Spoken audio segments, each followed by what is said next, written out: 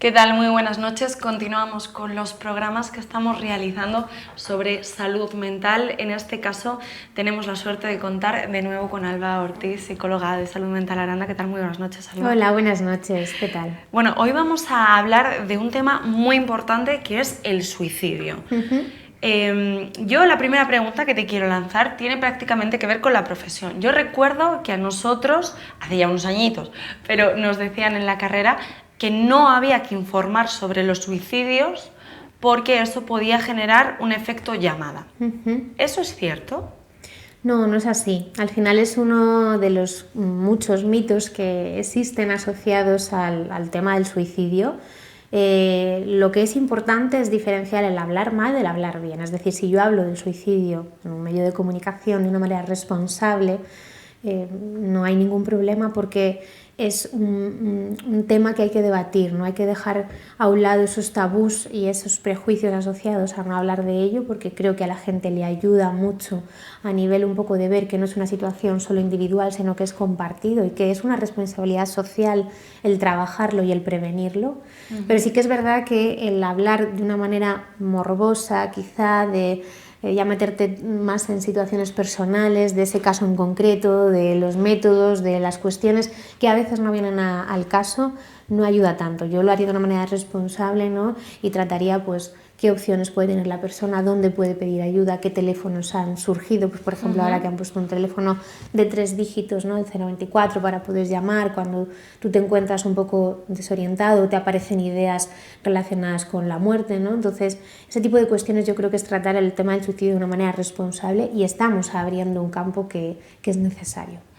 Para ir diferenciando distintos conceptos dentro de este mundo que es precisamente igual por esos tabús tan desconocidos, a mí sí que me gustaría, Alba, saber qué diferencia hay entre una autolesión y un gesto suicida.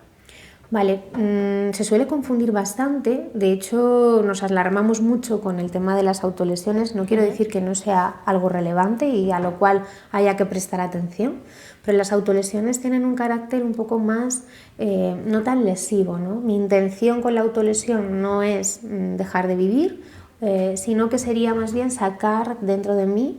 Es una forma como de expresión emocional, sacar emociones que tienen que ver con la angustia, con la tristeza, con la frustración, a veces con la rabia cuando estoy enojado, cuando estoy un poco enfadado, ¿no? Ese tipo de cuestiones que las quiero sacar, a veces las saco en forma de autolesión, que las autolesiones mismamente pueden ser en los brazos, son las autolesiones más frecuentes, también a veces quemaduras que puedo hacerme, arrancarme, pues por ejemplo el pelo, cuestiones que tengan que ver un poco con si yo no he conseguido algo, no ha salido como yo me esperaba, una frustración ante algo que tenía unas expectativas, me voy a castigar y parece que con esas autolesiones yo me estoy liberando, ¿no? Incluso a veces es una forma de pedir ayuda que no me sale a través de palabras y lo hago a través de gestos, ¿no? Entonces, todo ese tipo de cuestiones yo creo que hay que tener un poco de conciencia sobre ellas y las personas de alrededor o la propia persona que lo está sintiendo en ese momento no pueden controlarlo, ¿no? Es bueno pedir ayuda a especialistas y ver pues, con qué frecuencia se está produciendo, cuáles son los motivos, porque se pueden trabajar. A la persona tú le puedes enseñar nuevas habilidades o herramientas para que gestione bien sus emociones y no le superen de esa manera, porque sí que es cierto que lo que sería un poquito, si lo dejamos más en el tiempo, se puede volver adictivo y hay un paso, ¿no? Que se puede asemejar un poco más a lo que es el acto suicida, que el acto suicida al final es distinto. ¿Por qué? Porque al final el acto suicida lo que yo quiero es dejar de vivir, pero sobre todo quitarme un malestar, ¿no? No es que la vida no la quiera, sino que yo estoy sufriendo tanto por X causas, que pueden ser muy diversas, que yo no quiero estar en esta vida. Quiero dejar de tener ese sufrimiento, ¿vale? Entonces, tiene esas dos un poco diferencias, que la autolesión sería más liberación emocional y lo otro es un sufrimiento tan fuerte ante una determinada causa o muchas causas que no lo puedo gestionar y tomo esa alternativa. Claro, porque yo ahora estaba como haciendo memoria, ¿no? Y de adolescente salía la cosa de, no, es que se ha intentado cortar las venas como si eso fuera, o sea, ha hecho un corte como si eso fuera un gesto suicidio. Exacto. Claro, sí, sí. Y no tiene que ver, porque los cortes muchas veces no tienen por qué ser lo mismo. Hay que estar pendientes, hay que indagarlo, es bueno pedir ayuda siempre, eso está claro, porque no es el método de sanarte o de expresar tus emociones o pensamientos ese. Pero sí que es verdad que bueno, pues el gesto suicida puede ser que yo me corte las venas, ¿no? Y eso es otra cosa totalmente distinta, ¿no? O sea, la intención es la de dejar de sufrir y querer morir. ¿Qué hay que tener en cuenta sobre el suicidio para poder prevenirlo? Yo creo que lo que hay que tener en cuenta a priori es que las cifras están aumentando, hay que prestar atención a que es un problema de salud pública. No es culpabilidad o responsabilidad de la persona, sino que es un problema compartido, que toda la sociedad tenemos que poner el foco y un poco las políticas que vayan destinadas a la prevención de esta temática. Si al final ese foco que es público nos dice que hoy en día unas 800.000 personas o 900.000 al año se suicidan, o sea que se produce un suicidio cada 40 segundos en el mundo, esas cifras nos alarman. Hay que actuar. De hecho, antiguamente, yo creo que hace unos cuantos años, hace 20 años o 30 años, los accidentes de tráfico aumentaban bastante a las cifras de suicidio y hoy en día eso se ha revertido y las cifras de suicidio se han duplicado por encima de los accidentes de tráfico. Es una de las primeras causas de muerte externa que existen, entonces creo que es prioritario trabajar la salud mental, trabajar la prevención y lo bueno es que el suicidio sí se puede prevenir, que este es otro de los mitos que a veces la gente se cree, ¿no? Y no, sí se pueden prevenir, las personas al final si trabajan sus emociones, si trabajan sus pensamientos, su salud mental, les podemos ayudar a ver que hay otras alternativas y que esa solución que tienen delante en ese momento lo están viendo así por cómo se encuentran, ¿no? Por ese bloqueo, pero desde un punto de vista objetivo hay muchas más soluciones que les pueden ayudar a tener otras alternativas y otros caminos. ¿Este aumento ha sido homogéneo en las distintas generaciones o hay variaciones? Varía un poquito en género y varía también en edad. Es cierto que en jóvenes se está aumentando mucho más. En personas que tienen en torno a 25 o 35 años a veces incluso baja esa media, ¿no? Más abajo. Yo creo que también el tipo de sociedad que estamos creando, porque la sociedad evoluciona, una sociedad quizá un poquito más individualista en muchos aspectos, que tiene el poder de Internet, en la que bueno, pues Internet nos puede ayudar en muchas cosas, pero también si no lo sabemos manejar con, vamos a decir, una ética o un control, puede jugar en nuestra contra.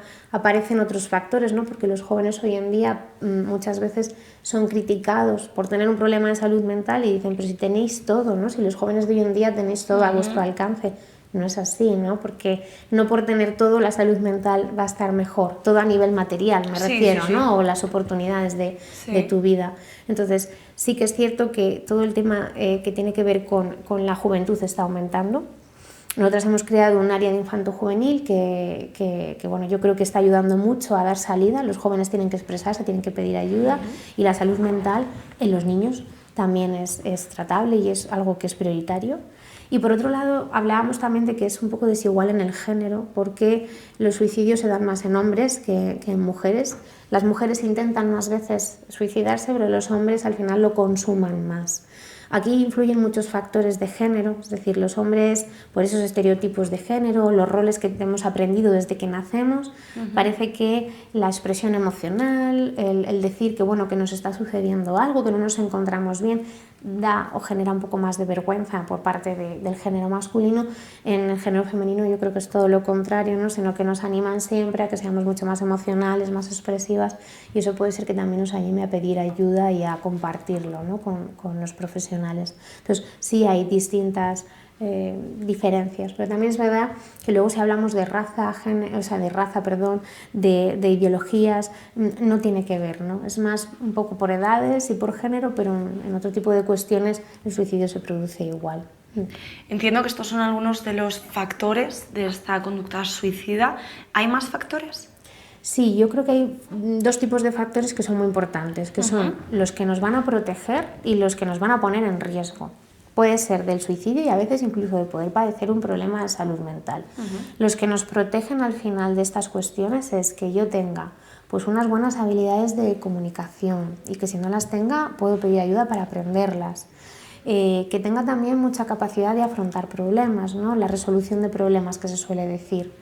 Que yo genere una confianza en mí mismo, que aprenda a conocerme, que mejore mi autoestima y el cómo yo me veo, ¿no? Si soy capaz de verme de una manera en la que me acepto que tengo unas limitaciones, pero también tengo unas fortalezas, y yo potencio esas fortalezas, estoy previniendo que al final eso sea, o derive en un problema de conducta suicida.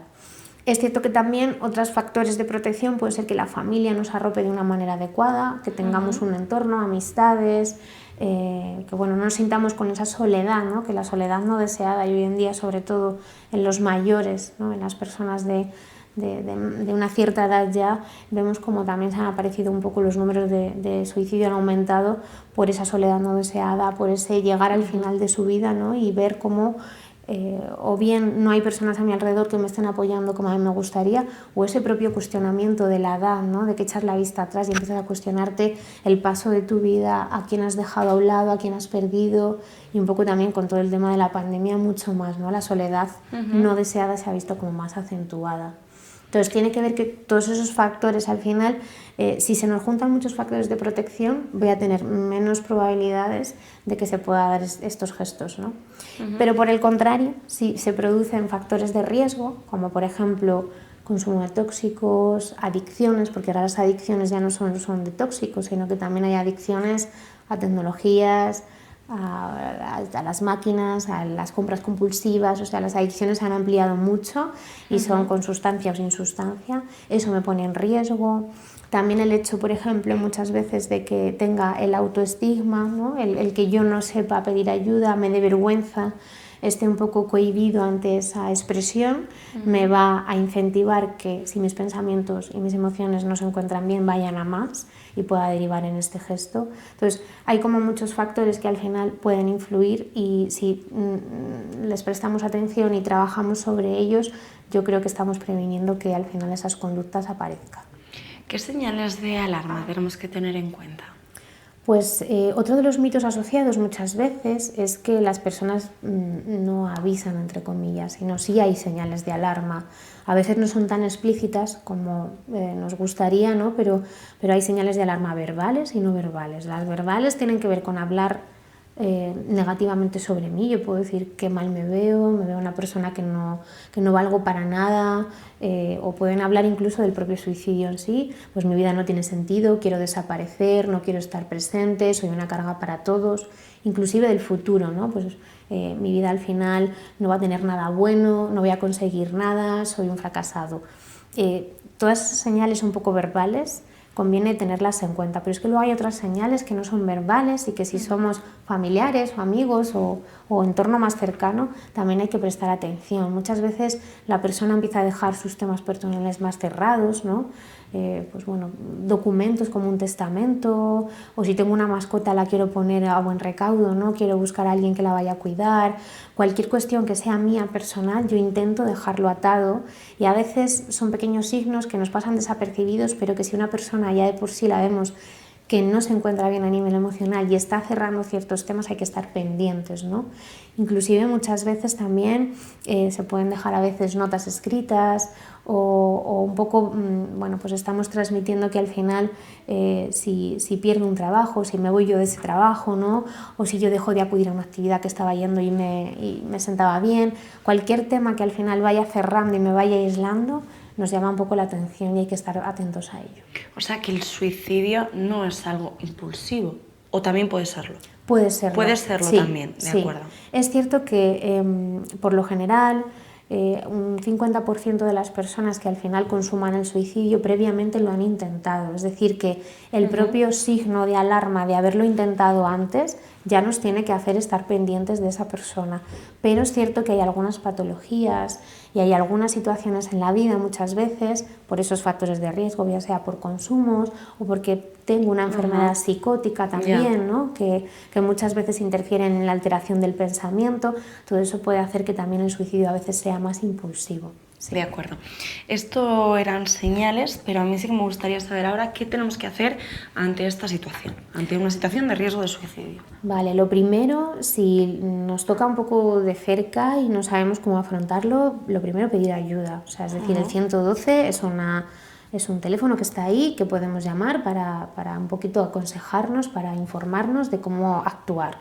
Pero yo diría así a grandes rasgos que lo importante es que si estoy con una persona y me está manifestando algo así, porque al final esto, por desgracia, se está haciendo cada vez más habitual y estos comentarios los oímos cada vez más en nuestro alrededor, mantener la calma es fundamental, porque la persona va a conectar con tu emoción. Si tú te pones nervioso, si te agitas, si empiezas a asustarte, incluso a gritar, porque te da miedo ese tema, ¿no? Al final la persona va a empatizar contigo y va a seguir en la misma línea. Luego es muy importante darle mucha esperanza, decir que es una situación temporal a la cual ahora mismo él no está viendo la salida, validarle que se está sintiendo mal, que tiene que ser algo muy duro, pero que estás ahí y que entre los dos vais a buscar una solución, aunque sea temporal, algo práctico, algo que le pueda hacer rescatarse para ganar tiempo y tú pedir ayuda a otros profesionales.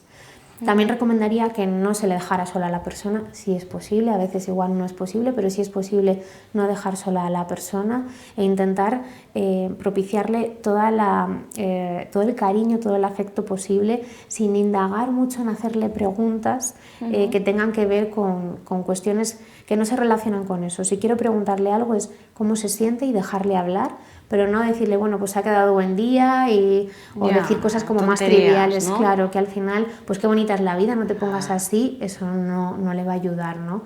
Algo que al final le sirva, pues cómo te sientes, pues cuéntame, si quieres desahógate conmigo, el darle espacio para hablar, ya simplemente con el hecho de soltar un poquito si es capaz la persona lo que piensa, le vamos a ayudar mucho. Y en algún momento hemos estado hablando de los intentos de suicidio. Cuando una persona lo intenta y no lo consigue, ¿cómo se debe actuar después de eso? Hay que estar muy pendientes, porque parece que con el intento ya descartamos un poco la opción de que esa persona, pues bueno, lo vaya a volver a hacer, y es todo lo contrario. A mayor número de intentos, más probabilidad de consumarlo. Y a mayor gravedad de ese intento, es decir, si yo lo he intentado de una manera más letal, también más posibilidades de consumarlo. Y a veces a mayor ocultación, es decir, si esa persona ha tratado de ocultar ese intento de suicidio, que a veces también se lo callan, es algo como muy tabú, muy vergonzoso, a mayor ocultación también más probabilidades. Entonces es muy importante estar atentos si la persona ya lo ha intentado e intentar pedir ayuda, bien sea a nuestra asociación, bien sea a los especialistas en salud mental, al equipo de salud mental, al médico de cabecera, al 112, al final tiremos de los recursos de alrededor, pero pidamos ayuda porque son señales de alarma que al final no se pueden dejar pasar a la tolera. Y a la persona que ha intentado suicidarse, hay que hablarle del suicidio, o sea, bueno, entiendo que en este caso con un control, ¿no?, psiquiátrico, médico, lo que sea, hay que hablar del suicidio con él. Sí, lo mismo que estamos hablando ahora mismo aquí y que al final yo creo que la sociedad, lo que decíamos, es importante hablar de esto de manera responsable. Es verdad que hay que hablarle. Quizás si no sabemos cómo manejarlo porque nos resulta incómodo, podemos pedir ayuda y orientación a los profesionales, pero sí, a la persona hay que ayudarle a trabajar esos pensamientos, esa idea de no tener salida ante una cuestión que sí que tiene salida, porque el suicidio también son alternativas, es buscar alternativas y buscar otras opciones a la vía que tú ahora mismo no estás encontrando, ¿no? Porque lo estás viendo todo de color muy negro, pero no te preocupes que desde fuera, sin tanta emoción, ¿no?, y sin tanto malestar, vamos a poder ayudarte en eso. O sea que sí, es muy bueno hablarlo y hay que trabajarlo, no hay que dejarlo pasar. Y cuando hablamos de intento, estamos hablando de que no lo han conseguido o que se han echado atrás. Muchas veces es algo que se puede dar de las dos maneras, ¿no? Hay personas que lo han intentado y que igual, pues lo que decíamos, la letalidad o la gravedad un poco de los métodos les ha hecho que no fuera así, ¿no?, que no se diera el caso. Pero a veces también es que bueno, pues lo has intentado de una forma y no ha salido como esperabas. Es que como al principio estábamos hablando de la diferencia con la autolesión, por saber entenderlo, ¿no? En plan, que bueno, que puede ser que es que no lo haya conseguido. Es más, a muchas veces la idea que tú tienes en tu cabeza para diferenciarlo. La autolesión sería más, yo me quiero aliviar, ¿vale? Sí. De esas emociones ahora mismo, y es una manera de sacarlas. Y lo que sería más la conducta suicida, el acto suicida, tiene que ver con dejar de sufrir y desaparecer. Ahí yo sí que quiero desaparecer de esta vida. Pero no porque igual, lo que decíamos, no quiera vivir, porque la vida puede tener cosas que me han gustado, que han sido interesantes, que yo he estado bien, pero tengo un malestar tremendo. Puede estar ocasionado incluso por enfermedades de dolor crónico, enfermedades físicas o un diagnóstico de salud mental reciente, a veces rupturas, duelos, cuestiones que me generan tantísimo dolor y tantísimo malestar que quiero dejar de sentirlo. El problema es que, claro, no voy a sentir alivio porque eso se acaba ahí. Claro. Y la persona al final es bueno decirle que hay otras estrategias y que hay otras salidas. Alba, hemos estado hablando de lo que hay que hacer, pero creo que también es importante hablar de lo que no hay que hacer, ¿no? Sí, al final lo que no hay que hacer es un poco, va en la línea de lo que hay que hacer, pero al contrario, pero sí es cierto que para nada juzguemos a la persona, porque a veces se nos da el caso de si alguien está llorando o está expresándonos el malestar, bueno, que ya será para menos, bueno, pues no llores, no, que no pasa nada, bueno, que esto al final es transitorio y se te pasará. Al final estás diciendo como que parece que no te importa lo que estás sintiendo y como que no es importante o grave, porque para esa persona está siendo su prioridad en ese momento. Entonces, el tratarlo de una manera como muy banal y como no validando no nos va a ayudar, incluso desafiante, porque muchas veces cuando se ha producido un intento de suicidio, hay familias, hay personas cercanas que dicen, bueno, pues tú inténtalo, que ya, pues bueno, seguro que no te atreves. El desafiar a una persona tiene sus consecuencias y probablemente le estemos poniendo en una situación como mucho más de riesgo, que a veces se da, a veces pasa, porque yo creo que también cuando no ha sido la primera vez, cuando lo has intentado varias veces, las personas de alrededor dejan de confiar y empiezan a pensar que eso son solo llamadas de atención y no se creen que la línea que está ahí la puedan cruzar. Sin embargo, es todo lo contrario, no siempre hay que estar pendientes. Claro, porque lo que decías, ¿no? A la hora de frivolizar un poco con los sentimientos de esa otra persona, en muchas ocasiones seguramente pueda figurar el miedo personal un papel muy importante, ¿no? Es decir, mi familiar, mi amigo, mi pareja ha intentado suicidarse y como yo no sé cómo abordarlo y no sé cómo hablarle y no sé cómo hacerlo, digo, bueno, venga, que lo dejamos pasar, que ya está, que no te preocupes, que mañana te vas a levantar mejor y que todo esto... Sí. Eso es una cosa que también tiene que trabajar ese acompañante, ese familiar, ¿no? Totalmente, porque de hecho se trabaja con los familiares o las personas del entorno, porque a veces no es solo la familia, sino lo que decimos, pues vecinos, amigos, cualquier persona que se acerque un poco también a recibir ese apoyo, y es necesario trabajar nuestras habilidades para poder ayudar a la persona. Depende mucho de cómo les tratemos, de cómo les apoyemos, de cómo les acompañemos para que mejoren. Sí, inclusive también afecta a cuando se ha producido el suicidio, también es importante, ¿no? Claro, vamos a hablar precisamente ahora de eso. ¿Cómo podemos ayudar a ese entorno después de un suicidio? La verdad que es una situación compleja y dura porque, bueno, pues al final lo que se produce después, ¿no? Los supervivientes, que se suele llamar al final a estas personas, a estos familiares o personas del entorno que se quedan sin esa persona y por ese motivo pasan por un duelo que es muy distinto a cualquier otro tipo de duelo, porque al final la muerte ha sido autoinfligida, o sea, en ese sentido la persona la ha realizado y ha sido autoinfligida, también ha sido inesperada, porque si hubiera sido esperada se habría podido prevenir de otra manera, ha sido, normalmente es inesperado, ¿no?